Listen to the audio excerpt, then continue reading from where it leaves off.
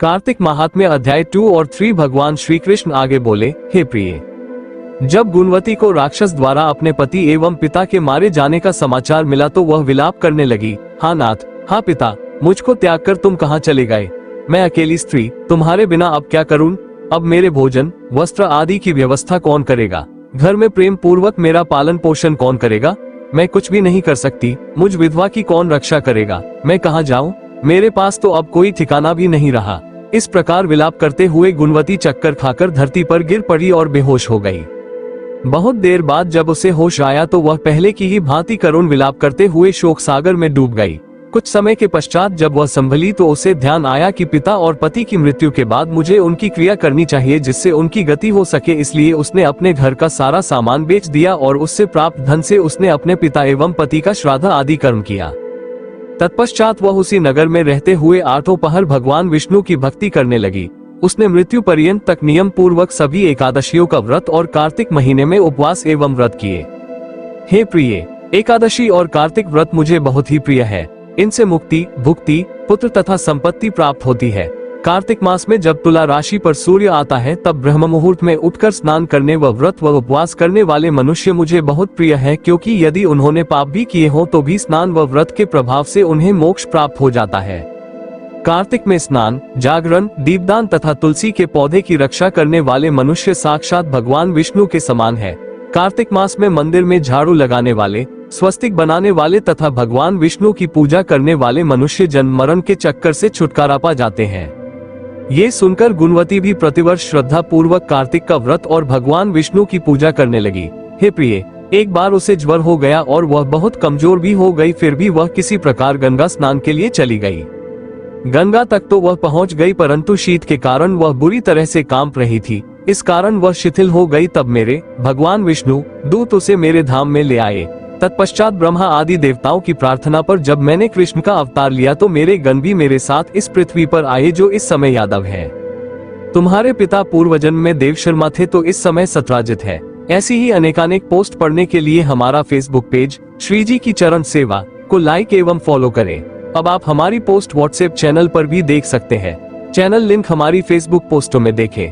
पूर्व जन्म में चंद्र शर्मा जो तुम्हारा पति था वह डाकू है, और हे देवी, तू ही वह गुणवती है। कार्तिक व्रत के प्रभाव के कारण ही तू मेरी अर्धांगिनी हुई है।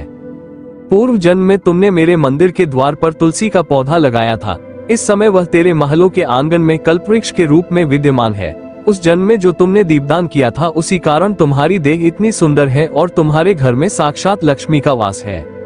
चूंकि तुमने पूर्व जन्म में अपने सभी व्रतों का फल पति स्वरूप विष्णु को अर्पित किया था, उसी के प्रभाव से इस जन्म में तुम मेरी प्रिय पत्नी हुई हो। पूर्व जन्म में तुमने नियम पूर्वक जो कार्तिक मास का व्रत किया था उसी के कारण मेरा और तुम्हारा कभी वियोग नहीं होगा। इस प्रकार कार्तिक मास में व्रत आदि करने वाले मनुष्य मुझे तुम्हारे समान प्रिय है। दूसरे जब तप, यज्ञ, दान आदि करने से प्राप्त फल कार्तिक मास में किए गए व्रत के फल से बहुत थोड़ा होता है, अर्थात कार्तिक मास के व्रतों का 16वां भाग भी नहीं होता है। इस प्रकार सत्यभामा भगवान श्री कृष्ण के मुख से अपने पूर्व जन्म के पुण्य का प्रभाव सुनकर बहुत प्रसन्न हुई। अध्याय 3। सत्यभामा ने कहा, हे प्रभु, आप तो सभी काल में व्यापक हैं और सभी काल आपके आगे एक समान है। फिर यह कार्तिक मास ही सभी मासों में श्रेष्ठ क्यों है? आप सब तिथियों में एकादशी और सभी मासों में कार्तिक मास को ही अपना प्रिय क्यों कहते हैं? इसका कारण बताइए। भगवान श्री कृष्ण ने कहा, हे भामिनी, तुमने बहुत अच्छा प्रश्न किया है। मैं तुम्हें इसका उत्तर देता हूँ, ध्यान पूर्वक सुनो। इसी प्रकार एक बार महाराज बेन के पुत्र राजा पृथु ने प्रश्न के उत्तर में देवर्षि नारद से प्रश्न किया था, और जिसका उत्तर देते हुए नारद जी ने उसे कार्तिक मास की महिमा बताते हुए कहा। नारद जी ने कहा, हे राजन, एक समय शंख नाम का एक राक्षस बहुत बलवान एवं अत्याचारी हो गया था। उसके अत्याचारों से तीनों लोकों में त्राही त्राही मच गई। उस शंखासुर ने स्वर्ग में निवास करने वाले देवताओं पर विजय प्राप्त कर इंद्रादि देवताओं एवं लोकपालों के अधिकारों को छीन लिया। उससे भयभीत होकर समस्त देवता अपने परिवार के सदस्यों के साथ सुमेरु पर्वत की गुफाओं में बहुत दिनों तक छिपे रहे। ऐसी ही अनेकानेक पोस्ट पढ़ने के लिए हमारा फेसबुक पेज श्री जी की चरण सेवा को लाइक एवं फॉलो करें। अब आप हमारी पोस्ट व्हाट्सएप चैनल पर भी देख सकते हैं। चैनल लिंक हमारी फेसबुक पोस्टों में देखें। तत्पश्चात वे निश्चिंत होकर सुमेरु पर्वत की गुफाओं में ही रहने लगे। उधर जब शंखासुर को इस बात का पता चला कि देवता आनंद पूर्वक सुमेरु पर्वत की गुफाओं में निवास कर रहे हैं तो उसने सोचा कि ऐसी कोई दिव्य शक्ति अवश्य है जिसके प्रभाव से अधिकारहीन ये देवता अभी भी बलवान है। सोचते सोचते वह इस निर्णय पर पहुंचा कि वेद मंत्रों के बल के कारण ही देवता बलवान हो रहे हैं, यदि इनसे वेद छीन लिए जाए तो वे बलहीन हो जाएंगे। ऐसा विचार कर शंखासुर ब्रह्मा जी के सत्यलोक से शीघ्र ही वेदों को हर लाया। उसके द्वारा ले जाए जाते हुए भय से उसके चंगुल से निकल भागे और जल में समा गए। शंखासुर ने वेद मंत्रों तथा बीज मंत्रों को ढूंढते हुए सागर में प्रवेश किया, परंतु न तो उसको वेद मंत्र मिले और न ही बीज मंत्र।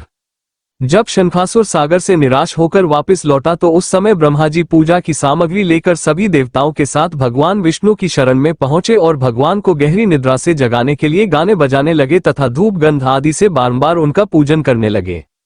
धूप, दीप, नैवेद्य आदि अर्पित किए जाने पर भगवान की निद्रा टूटी और वह देवताओं सहित ब्रह्मा जी को अपना पूजन करते हुए देखकर बहुत प्रसन्न हुए तथा कहने लगे। भगवान विष्णु ने कहा, मैं आप लोगों के इस कीर्तन एवं मंगलाचरण से बहुत प्रसन्न हूँ। आप अपना अभीष्ट वरदान मांगिए, मैं अवश्य प्रदान करूंगा। जो मनुष्य आश्विन शुक्ल की एकादशी से देवोत्थान एकादशी तक ब्रह्म मुहूर्त में उठकर मेरी पूजा करेंगे, उन्हें तुम्हारी ही भांति मेरे प्रसन्न होने के कारण सुख की प्राप्ति होगी।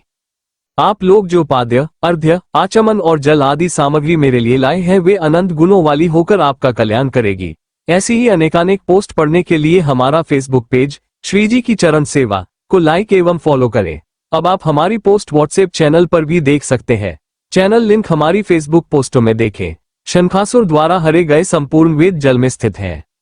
मैं सागर पुत्र शंखासुर का वध करके उन वेदों को अभिलाय देता हूँ। आज से मंत्र बीज और वेदों सहित मैं प्रतिवर्ष कार्तिक मास में जल में विश्राम किया करूंगा। अब मैं मत्स्य का रूप धारण करके जल में जाता हूँ। तुम सब देवता भी मुनीश्वरों सहित मेरे साथ जल में आओ। इस कार्तिक मास में जो श्रेष्ठ मनुष्य प्रातः काल स्नान करते हैं वे सब यज्ञ के अभृत स्नान द्वारा भली भांति नहा लेते हैं। हे देवेंद्र, कार्तिक मास में व्रत करने वालों को सब प्रकार से धन, पुत्र पुत्री आदि देते रहना और उनकी सभी आपत्तियों से रक्षा करना। हे धनपति कुबेर, मेरी आज्ञा के अनुसार तुम उनके धन धान्य की वृद्धि करना, क्योंकि इस प्रकार का आचरण करने वाला मनुष्य मेरा रूप धारण करके जीवन मुक्त हो जाता है। जो मनुष्य जन्म से लेकर मृत्यु पर्यंत विधिपूर्वक इस उत्तम व्रत को करता है वह आप लोगों का भी पूजनीय है।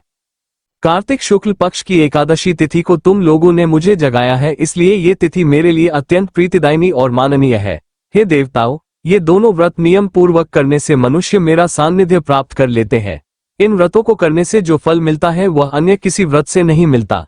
अतः प्रत्येक मनुष्य को सुखी और निरोग रहने के लिए कार्तिक महात्म्य और एकादशी की कथा सुनते हुए उपर्युक्त नियमों का पालन करना चाहिए।